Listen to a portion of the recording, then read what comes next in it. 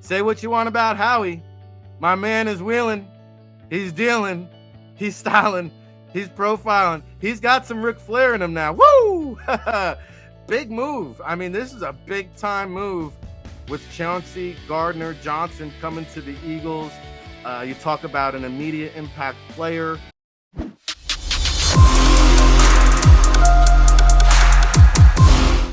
Say what you want about Howie. My man is wheeling. He's dealing. He's styling. He's profiling. He's got some Ric Flair in him now. Woo! Big move. I mean, this is a big time move with Chauncey Gardner-Johnson coming to the Eagles. You talk about an immediate impact player, a starter, someone who's going to come in. I think he starts alongside Marcus Epps personally, but Chauncey Gardner-Johnson is a versatile piece now, someone who played both cornerback and safety during his time at Florida. We just talked to former Eagles coach Eugene Chung down in Florida. Chauncey Gardner has that pedigree. He was all state in high school in Florida. He was all SEC in college in Florida, and he has over 30 starts under his belt at the NFL level. So this is a big time move. This is a playmaker for that defensive backfield where now you've got Bradbury, you've got Darius Slay, you've got Avonte Maddox, and now you add Chauncey Gardner-Johnson to that secondary. That's 4 bona fide top caliber starters now. Okay, we can debate the depth, but man, that's suddenly the Eagles secondary, when you look around the league, is as good as it gets. If you're watching at home, Ian Rappaport and Tom Pelissero with the tweet with the news there up on NFL.com. Chauncey Gardner-Johnson, we got to get the details. Has anybody seen what they're giving up? I'm sure we'll get that in just a second. We'll also get DeAndre Torrey, who's hanging out in the green room. We'll pop him up, recent Eagles player as well. But just want to spend a few minutes on Chauncey Gardner-Johnson, who had 3 interceptions last year, 43 games, played 31 starts. This guy coming out, some people viewed him as a corner. Some people kind of viewed him as a cover 1 high safety. He has the measurables coming in at 5'11", 210 pounds, has the ideal frame, prototypical size, and he ran a 4.48. So let's not forget. And I think that's where, if you want to put him down there in nickel and slide him in, Josiah Scott's banged up. Hey, Chauncey Gardner-Johnson, welcome to the big show, because he can guard those faster guys. He can also line up and guard the bigger. He's got the size and physicality to guard some of these tight ends over there as well. So you can kind of move Chauncey Gardner-Johnson around this defense. Jonathan Gannon, defensive coordinator, kind of got himself a chess piece here.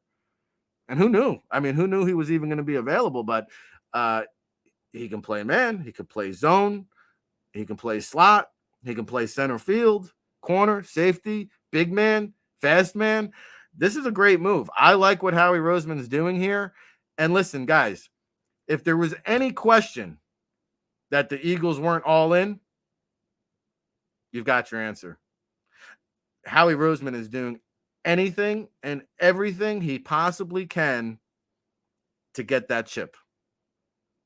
I've said it before. I'll say it again. This is the best supporting cast the Eagles will put around Jalen Hurts, because they will be back in the playoffs. Heck, they might make a deep run in the playoffs. Heck, you heard Iron Shots here yesterday say the Eagles are going to the Super Bowl. And if they do, guess what? Jalen Hurts going to be saying, yo, show me the money. Ain't nothing funny. And as soon as that happens, it's going to be hard. It's going to be hard. We talked with Coach Eugene Chung about continuity. Well, it's going to be hard to keep this coaching staff together. It's going to be hard to keep the supporting cast around Jalen Hurts. Make that more difficult, too. Look at what happened when the Chiefs gave Patrick Mahomes all that money. They had to take a step or two back, right, because they couldn't keep all these guys. They got to part ways with the Tyreek Hill. They got to remake that offensive line year after year, because when you pay big money to a quarterback, look at the Vikings. They were actually competitive when Zimmer first came. Then they gave Kirk Cousins a dumb contract, big money. Couldn't keep all those guys. So Howie's all in. If this trade doesn't signal I'm in it to win it, what else does? I mean, Philadelphia fans, you got to be happy. I haven't even seen the chat room response here yet, but you guys got to be ecstatic about the addition of Chauncey Gardner-Johnson. Wow, what a piece. What a piece to plug into that equation. I got to say, I'm going to look around and compare secondaries around the NFL. I think this Eagles secondary now is maybe as good as it gets. And, you know, the Saints weren't able to work out a long-term contract here. So what does that mean with the Eagles? Is it a one-year rental?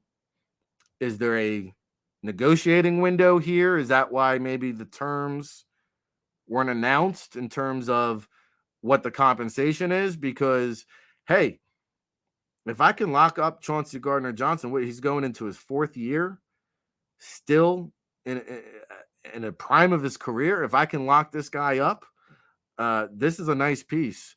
And again, you know, James Bradbury, he might only be here for a year. So even if it's a one-year rental, again, it's all in.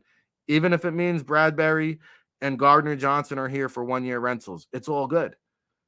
Because there's no better place than right here, right now. The Eagles are all in. Howie Roseman is all in. Jonathan Gannon, it's on you now. The heat is on.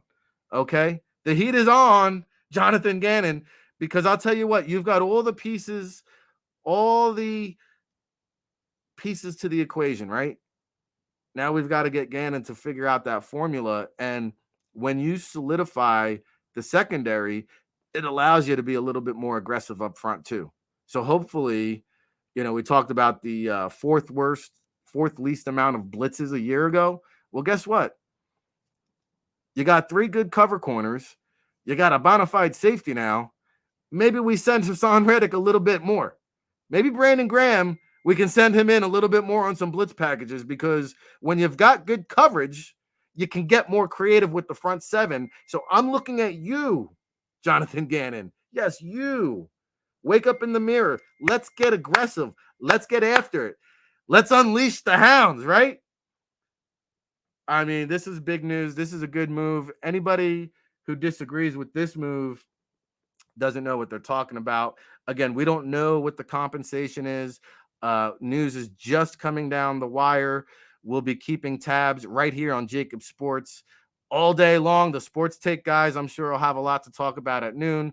Dan Sileo, Big Sills, is always going to weigh in with the hot takes from 3 to 6. Hey, it's your home for the Eagles. It's your home for real football talk.